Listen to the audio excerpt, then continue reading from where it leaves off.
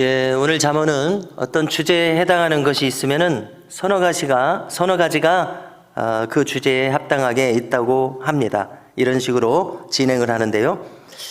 그리고 나서 이렇게 말하는 취지는 그 주제를 차분히 생각하게 하려는 취지입니다. 그래서 우리가 만일 잠시 그 주제를 묵상하게 되면 무슨 교훈을 얻으라고 하는지 깨닫게 됩니다. 첫 번째로 18절에서 20절까지를 다루겠습니다. 자, 이것은 무슨 뜻이겠습니까? 흔적이 남지 않는 것들을 찾아보게 된다는 겁니다. 서너 가지가 있다고 하는데요. 독수리가 날아간 자리, 공중에 흔적이 남을 수가 없습니다. 돌 위에 뱀이 지나갔습니다. 흔적을 못 찾습니다. 바다 위에 배의 항로, 시간이 지나면 그 흔적을 찾을 길이 없습니다. 자, 마찬가지로 성적으로 부정한 일을 저지르면 그 흔적이 남지 않는다는 것입니다. 무엇을 훔쳐먹고 입을 싹 씻으면 다른 도리가 없듯이 하지 않았다고 발뺌을 하면 찾아낼 길이 없다고 이야기합니다. 그러면은 이 내용의 교훈은 무엇입니까? 인간은 속일 수가 있으나 하나님은 속일 수 없다는 것입니다.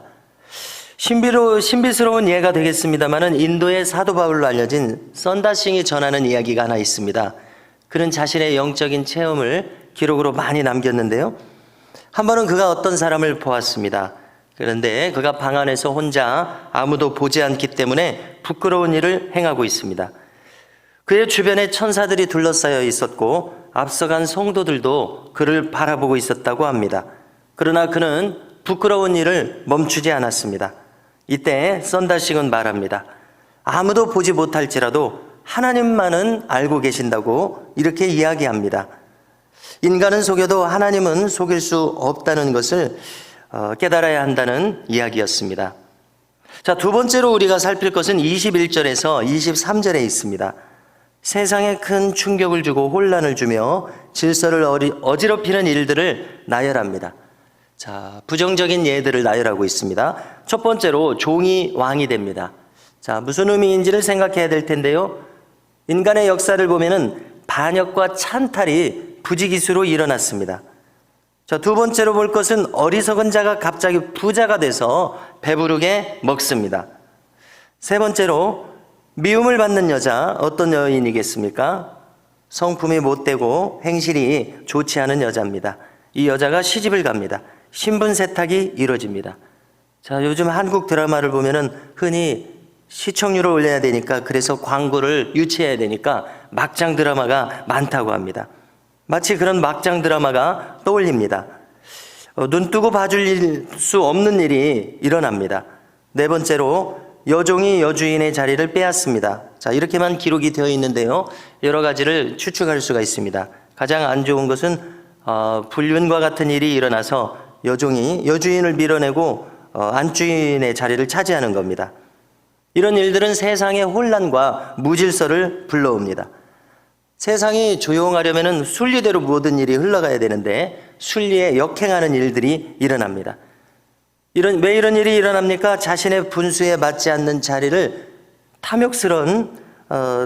탐욕스럽게 그것을 억지로 얻어낸 결과입니다.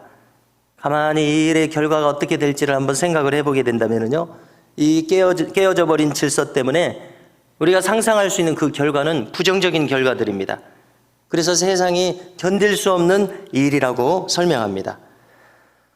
만일 사람이 분수에 넘치는 자리를 탐욕으로 얻는다면 어떤 수단을 동원해서라도 그 자리를 차지했다고 할지라도 그냥 그대로 일이 끝나지 않습니다. 그대로 일이 그냥 무마되지 않습니다. 분명히 문제가 따라올 수밖에 없습니다. 이 뒷감당을 어떻게 할 것인가 상상을 해볼 때 이제 뒤따르는 그 무질서를 어떻게 감당할 수 있겠는가 생각이 됩니다. 이렇게 질서를 깨뜨려버리는 인간의 욕심은 끝없는 문제와 악순환을 불러옵니다. 감당할 수 없을 뿐만 아니라 책임질 수도 없는 일들이 뒤따를 것입니다. 그러므로 우리는 아예 처음부터 분수에 넘치지 않는 선택과 판단이 있어야 할 것입니다. 24절 이하를 보면은요, 세상에 작지만 지혜로운 생물들이 있다고 합니다. 미물이라도 지혜가 있다고 이야기하는데요, 개미와 사반, 메뚜기와 도마뱀이 그것입니다. 자, 나머지는 알아들을 수 있는데 사반이라는 동물이 어떤 동물인지 궁금합니다. 자, 그래서 한번 찾아봤더니 코알라 정도 되는 크기와 느낌을 주는 동물입니다. 나무를 타고 다니고 또 바위 위에서 삽니다.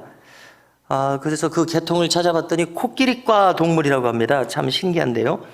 자, 먼저 개미를 보면은 준비성과 성실성을 나타내는 표현입니다. 사바는 바위 너구리라고도 하는데요. 자신들의 안전을 위해서 바위 틈에 집을 짓는 지혜를 가졌다고 합니다. 메뚜기에 대해서 생각을 해보면요, 약하고 우두머리도 없습니다. 그러나 때를 지어서 생존합니다. 실제로 메뚜기의 먹성은 엄청납니다. 공포스러울 정도인데요. 지도자가 없어도 그들은 이렇게 단결해서 행하는 놀라운 모습을 보입니다. 자, 마지막으로 도마뱀입니다. 자신을 보호할 수 있는 안전수단이 없으면서도 그는 왕궁에서 살아간다고 말합니다. 어떻게 여기서 우리가 교훈을 얻겠습니까? 과감하게 그가 왕궁에 들어가서 사는 그 용기, 이런 것을 생각할 수 있겠고요. 그 다음에 그는 자신을 보호할 장점이 되는 요소가 없습니다. 약점밖에 없는데 이것이 오히려 강점으로 작용하고 있습니다. 자신의 약점을 두고 낙심하지 말아야 할 것을 교훈하는 사례로 우리가 취할 수 있습니다. 다음으로 잘 걸으며 위풍이 있게 다니는 것이 선엇이 있겠다고 합니다. 사자와 사냥개, 순념소, 당당한 왕, 이렇게 예를 듭니다. 여기서 사냥개에 대해서 생각해 보면 원어적인 의미는 사냥개가 아니라 수탉이라고 번역해야 옳은 번역이라고 하는데요. 자, 이 수탉이 암탉들 사이에서 당당하게 걷는 모습을 상상할 수 있습니다.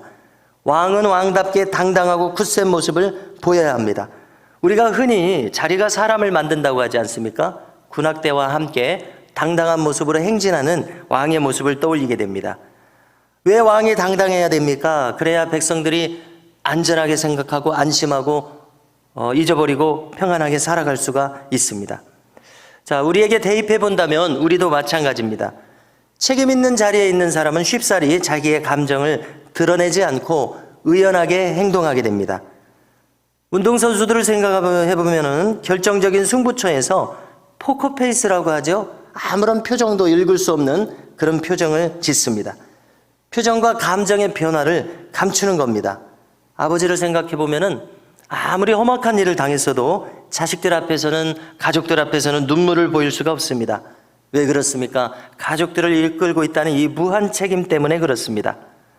이처럼 지도자를 생각해 볼 때 지도자는 모름지기 당당해야 합니다. 겉으로뿐만 아니라 만일 속으로도 그가 당당함을 가지고 있고 거칠 것이 없다면 금상첨화의 지도자일 것입니다. 32절은 이제 이 잠언들, 오늘 우리가 읽은 이 30장의 잠언들은 아굴의 잠언이라고 일컬어지는데요. 이 잠언의 결론으로서 미련한 행동, 미련한 선택의 결과를 교훈하고 있습니다. 인간은 누구나 실수를 할 수가 있습니다. 그런데 실수를 하는 것이 문제가 아니라 그 실수를 돌이키고자 하는 회개하는 마음과 교훈을 얻지 못하는 것이 문제가 됩니다. 실수를 했다면 내 입에 입을 막으라고 합니다. 이게 무슨 뜻입니까? 자제하고 경거망동하지 말고 근신하라는 교훈입니다. 33절은 교만의 결과를 경고하고 있습니다. 상대방의 노를 격동시키면 다툼이 날 수밖에 없습니다. 당연한 이치입니다. 진정으로 삶의 교훈을 얻은 사람은 성품의 변화를 가져올 수밖에 없습니다. 만약에 그 사람의 성품이 계속해서 교만하다면 사는 내내 다툼이 일어날 수밖에 없습니다.